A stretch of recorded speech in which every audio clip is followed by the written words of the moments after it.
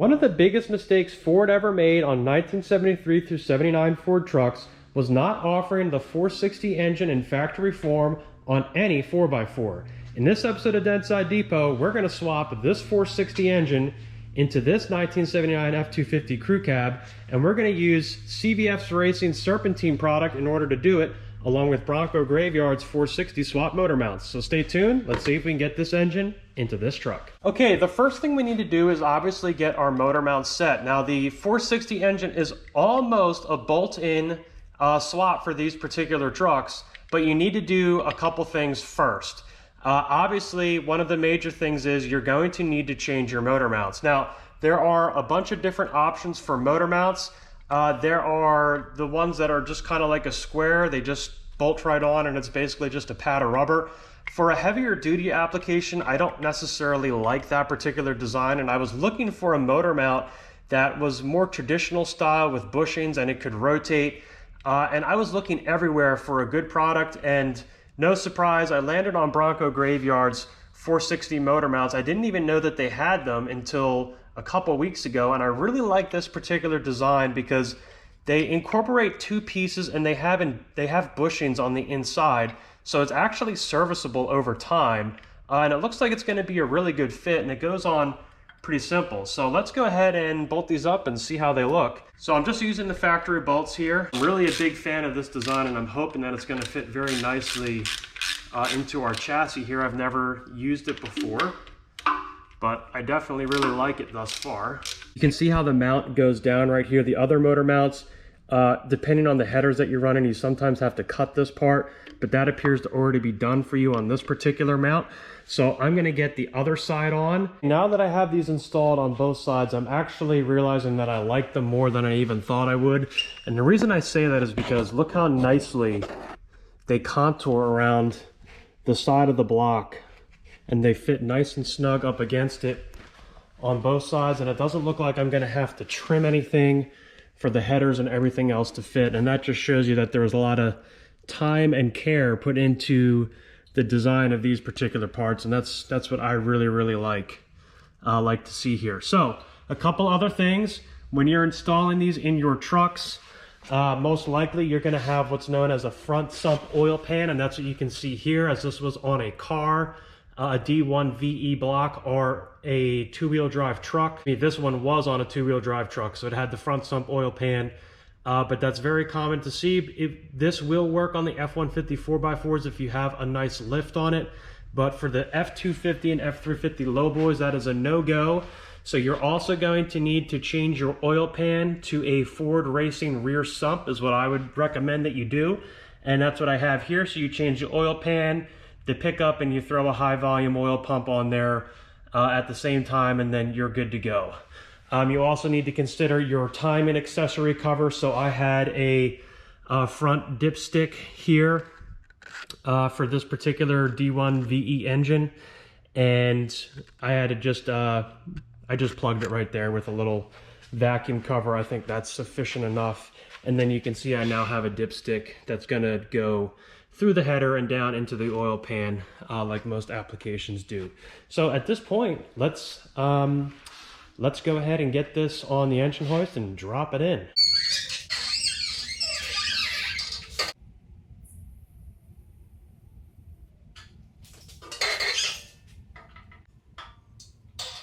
Okay, so let's take a look and see how we did here. Liking how the engine's sitting right now. Let's take a look at our mounting positions. Yep, that's pretty much dead center in the frame bracket, and that one's just a tad bit low, and that makes sense because I think it needs to go up a little bit towards the driver's side. So I'm going to get the bolts almost all the way snug down and then bring it back. And yep, that went in great, so no problems with that. Still gonna have to make some more adjustments, but obviously I have to have the transmission on before I can figure exactly where everything's gonna go and help to even it out. But I got it close enough now for where we can move forward to getting the CVF Racing stuff on. So the issue here is if you do not have the correct front bracketry, it's not going to work. And you can see the limiting factor here is for the F-250 and 350 trucks, you have this cross member right here, and it's very intrusive for all of the accessories, and that's why you need CVF Racing's kit for this particular project to get it done. Okay, so now we are ready to get our brackets installed, and I'm going to start with the AC bracket because I think that's the easiest one to do, and it's not really in the way of anything else. Now I did put the water pump on, and it looks great, and I used new stainless hardware. Did not put the gaskets on yet just because I want to get this together here one more time and just make sure everything looks good before I go ahead and seal everything, because I do like to put a Right Stuff sealer on the water pump gasket just to make sure that we don't have any leaks. So I wanted to make sure everything looked good before I went ahead and finished it off, because I wanted to take that much of the brackets back off to get everything back together. So it's really not a big deal there. So this first bracket acts as both the mount for the AC compressor and it acts as the idler. And the really nice thing about this kit is you are going to get nice full picture directions with writing to tell you everything that you need to do to install the kit. That bracket went together right there. It just goes right onto the side of the head and bing, bang, boom, you're done. So, okay, so here's our AC compressor, and you can see there is a bolt right here that goes all the way through, and that's essentially how it mounts. And then that joint comes back over and connects it together. I realized I had to take the idler off here before I put the compressor back on. The compressor on, and you need to decide how you want to orient the hoses. I think I'm going to put it so it's sticking slightly off to the side. I can always change that later on if I really want to. Okay, there we go. Now I just have that loosely bolted in, so now I'm just going to tighten everything up. Okay, so I'm now ready to install my Saginaw style power steering pump, which is definitely a huge upgrade from what the factory Ford pump is. And my first bracket needs to go right here on the head, and this is probably the most difficult one to get set up here. It's a little bit of a challenge to figure out where everything goes, but once you got it, it's not too bad. The power steering pump is on and it looks great, and I have the main belt on, and I also slipped the alternator belt on, and we're going to do the alternator last here. And the reason for that is, even though I think the power steering is probably the most difficult to put together, not that it's bad, it's just a little bit of a challenge because there's so many parts, but for this particular application, the alternator is critical, and there's only really one way that this is going to work. And the reason for that is Ford designed this cross member here that is very intrusive to doing these 460 swaps. And if you're going to have the high mounted air conditioner kit, you're going to need the low mounted alternator, and this can be a real pain if you don't know what you're doing. So I'm going to show you the exact parts you need to get this truck done, knowing that this is what you want for a 460 swap, specifically in a lowboy. Now, here's what you do not want. So CVF offers many different types of alternator options, and one of them is this guy right here. And it's a very nice alternator, but it's big. And the problem is there's not enough room for this bigger alternator on these trucks specifically. So we cannot use this alternator for this application, although I have a feeling it's going to find its way on another truck here shortly. So we're going to put that one to the side. That one we're not going to use with the big hub. It's not going to work. The one that you want is what is generally considered the GM style alternator with the smaller pulley on it. And you can see that is this application right here. One wire alternator, really good. That's exactly what you want. Here are the parts that you want for the alternator swap. It's the bracket that is a 460 622 tack L. You're going to want the Heim joint bracket that is 7 inches center to center. You're going to want the 0.9 inch water spacer bolts, or spacers for the water pump bolts. You're going to want the 5 and I believe it's 5 1/4 inch. And let's see, under head length is 5 inch for the water pump bolts.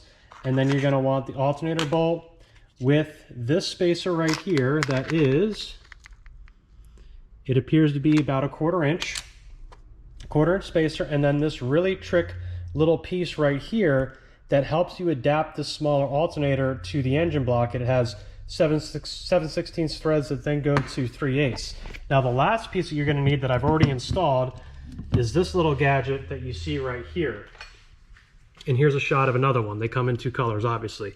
So you want this little guy right here that goes on the bottom of the alternator, because that's where the Heim joint bracket is going to connect. Now take note that this is a metric bolt here, because obviously this is a GM metric alternator. So the first thing that we want to do is we want to install this on the engine block, and it is very simple.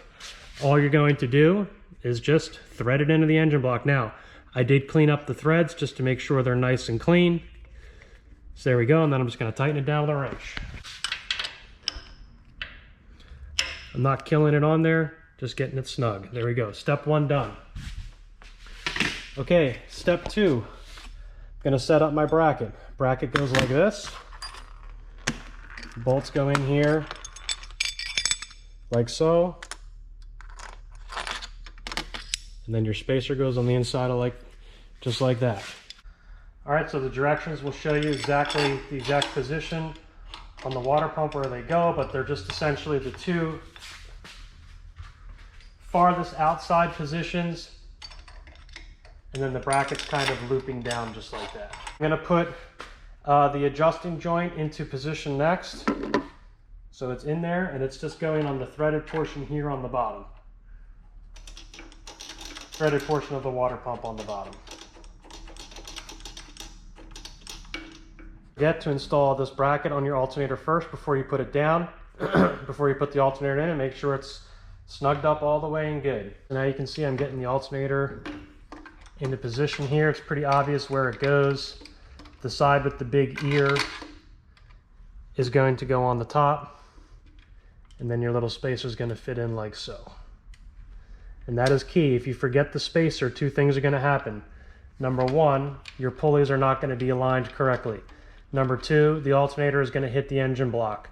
So if your alternator is hitting your engine block, it's because you forgot a part, and it's never going to work without it. And you can see I have just enough clearance in the back to bring my alternator up without hitting the engine block, and that's the key with that spacer. If you don't have that spacer, none of this is going to work. Okay, so now I'm going to have this in the up position, and I'm just going to slip my belt over. Remember to put this belt on, the alternator belt on, before you get to the point of putting your other belt on, because this one goes on the inside, obviously. Okay? All right, now the reason I slipped that on like that before connecting the Heim joint adjuster together is because it's going to be a snug fit, and it's easier to do it like that. So now I can just have my bolt in place, because I don't want to have to be adjusting this thing out too far, because it will hit the frame. And you can see it's already pretty much snug in this position.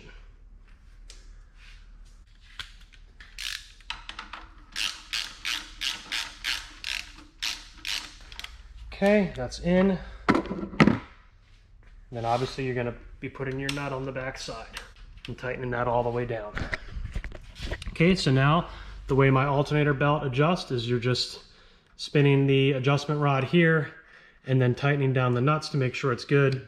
You can see that's already pretty snug. So if we adjusted out too far and I would be contacting my frame, which is the issue with the 77.5 to 79 lowboy trucks, and that's why this particular part combination is what you have to use. Nothing else is going to work. It has to be this. And you can see I have just enough room that I can adjust. And even if your motor mounts are a little different and it's a little closer, you could always hit that with a Dremel and get a little bit more room, and you should be good. So with that being said, wow, this kit looks absolutely awesome. And it's so nice to have all the parts in one package. No more crappy Ford steering pump. It's the good GM style pump that everyone wants. It's the one you want to have. The water pump looks awesome. I still have to put the decorative pieces on, and obviously everything's just mocked up because I need to pull it off and put the gaskets on and everything.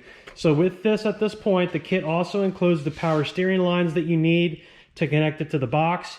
You will have to buy your own AC lines for this particular setup. The factory lines will not work, so you're going to want to get an AC crimper or make the lines and have someone crimp them for you and put those in, and you will be all set. Obviously make your one-wire alternator, you'll be all good to go. But definitely a big shout out to CVF Racing. Their 460 swap kit looks absolutely awesome and fits perfect in this truck. Bronco Graveyard 460 motor mounts, swap motor mounts for the low boys. Perfect fit. The 460 is finally in the crew cab, and this truck is getting to the point where it's actually starting to look like something and maybe be on the road here within the next couple of months.